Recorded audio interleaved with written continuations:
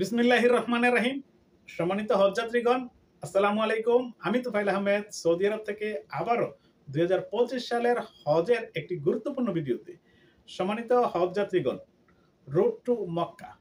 ইতিমধ্যে শিরোনামে যেটা দেখেছেন, রোড টু মক্কা, হয়তো অনেকের কাছে এই শব্দটা নতুন হলেও যারা আগে হজ করেছেন তারা অবশ্যই জানেন রোড টু মক্কা কি। তাই যেহেতু প্রতি বছরই নতুন হজযাত্রীগণ হজের জন্য ইতিমধ্যে চূড়ান্ত নিবন্ধন করেছেন এবং হজের প্রস্তুতি নিয়েছেন, আপনাদের জন্য এই ভিডিওটা।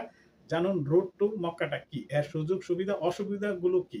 অসুবিধাই বেশি, তবে সেজন্যই প্রতিবাদমূলক ভিডিওটা, সেটা বিস্তারিত আপনাদের সামনে তুলে ধরবো। তবে প্রথমে শিরোনামে যেটা দেখেছেন যে হজযাত্রীর ভোগান্তির নাম রোড টু মক্কা, সেই বিষয়ে আপনাদের সামনে এখন তুলে ধরছি। তার আগে আপনারা যদি আমার চ্যানেলটিতে নতুন হয়ে থাকেন তাহলে প্লিজ সাবস্ক্রাইব করুন এবং পাশের বেল আইকনটি অন করে রাখুন, যাতে পরবর্তী ভিডিও নিয়ে আসলে সবার আগে দেখতে পান। সম্মানিত হজযাত্রীগণ, হজের ভোগান্তির নাম রোড টু মক্কা। হজ এজেন্সির মালিকেরা বলেছেন, হজ পালনে বাংলাদেশ থেকে যারা সৌদি আরব যান তাদের ইমিগ্রেশন ঢাকায় আশকোনা হজ ক্যাম্পে হয়ে থাকে। এখান থেকে হজযাত্রীগণ লাগেজ ফ্লাইটে পাঠিয়ে দেওয়া হয়। হজযাত্রীরা তখন সৌদি আরবের জেদ্দা বিমানবন্দরে অবতরণ করেন, তখন তাদের কাছে লাগেজ দেওয়া হয় না। হজযাত্রীরা যে বাসে করে মক্কায় হোটেলে যান, সেই বাসে লাগেজগুলো পাঠানো হয় না। লাগেজগুলো অন্য বাসে করে একটি হোটেলে নিয়ে রাখা হয়। এটি এজেন্সি সব একটি এজেন্সি সব হজযাত্রীকে রাখতে একাধিক হোটেলের প্রয়োজন পড়ে। ফলে হজযাত্রীগণ হোটেলে উঠে গেলে লাগেজ পান না।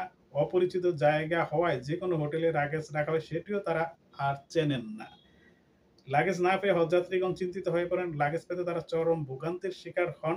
হজযাত্রীদের এই ভোগান্তি থেকে রক্ষা করতে রুট টু মক্কা বাতিল করতে হবে। হজযাত্রীদের লাগেজ জেদ্দা বিমানবন্দরে বুঝিয়ে দিতে হবে। সম্মানিত হজযাত্রীগণ, বিষয়টা আমি আরো আমার মতো করে একটু এক্সপ্লেইন করি। কারণ আমি হজ নিয়ে গত কয়েক বছর কাজ করি। যারা আমার পুরনো হজের সাবস্ক্রাইবার আছেন তারা অবশ্যই জানেন। সেটা হচ্ছে রুট টু মক্কা। সেটা সৌদি আরব থেকে বাংলাদেশের প্রতিনিধিরা একটা চুক্তি করে থাকে যে ইমিগ্রেশন পর্বটা, যেকোনো দেশে একজন ফরেনার বিদেশী নাগরিক আসলে যে ইমিগ্রেশনটা হয়, সেই ইমিগ্রেশনটা সেই বিমানবন্দরে হয়ে থাকে।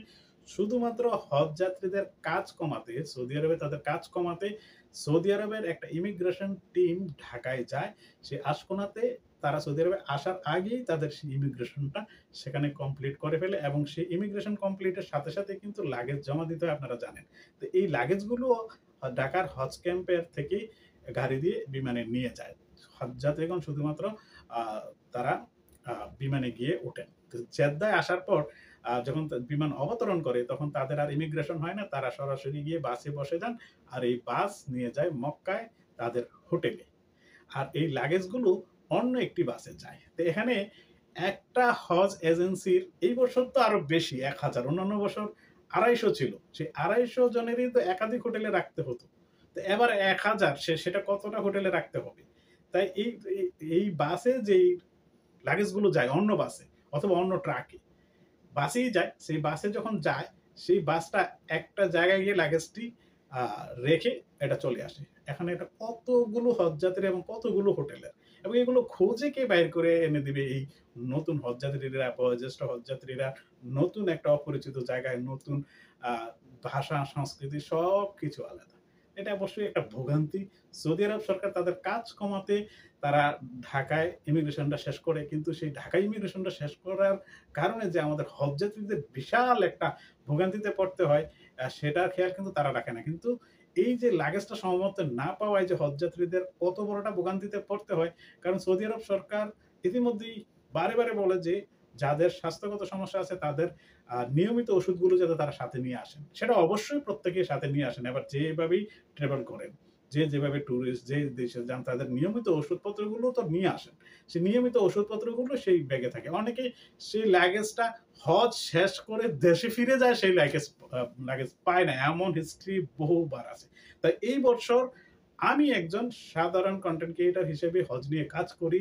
আমার অনুরোধ থাকবে আ মাননীয় ধর্ম উপদেষ্টার কাছে, ধর্ম মন্ত্রণালয়ের কাছে, রোড টু মক্কা যে এজেন্সিরা দাবি তুলেছে, সেই দাবির সাথে আমিও একাত্মতা প্রকাশ করছি। এই রোড টু মক্কা বাতিল করা হোক, যাতে করে হজযাত্রীরা জেদ্দায় এসে ইমিগ্রেশন করবে এবং ইমিগ্রেশনের পরে তাদের লাগেজ তারা নিয়ে বাসে উঠবে। তাহলে তাদের গাড়িতে তাদের লাগেজ থাকবে।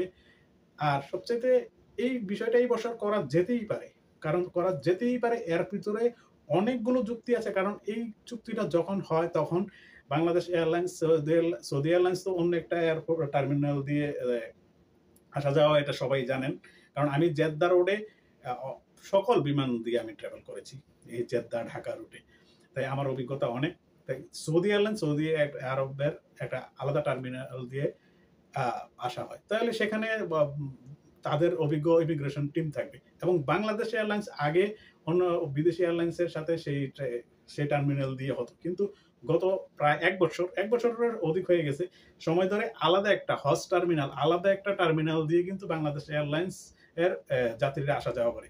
যে ইন্টারন্যাশনাল যেখানে সবগুলো বিমান আসে সেটা দিয়ে কিন্তু নয়। তো এখানে কিন্তু এত ভিড় থাকার কথা নয়। হজের যাত্রী পরিবহন করে শুধুমাত্র বিমান বাংলাদেশ এয়ারলাইন্স এবং সৌদি এয়ারলাইন্স। তাই সৌদি এয়ারলাইন্স তাদের যাত্রী ইমিগ্রেশন লাগেজ তাদের টার্মিনাল দিয়ে দিবে।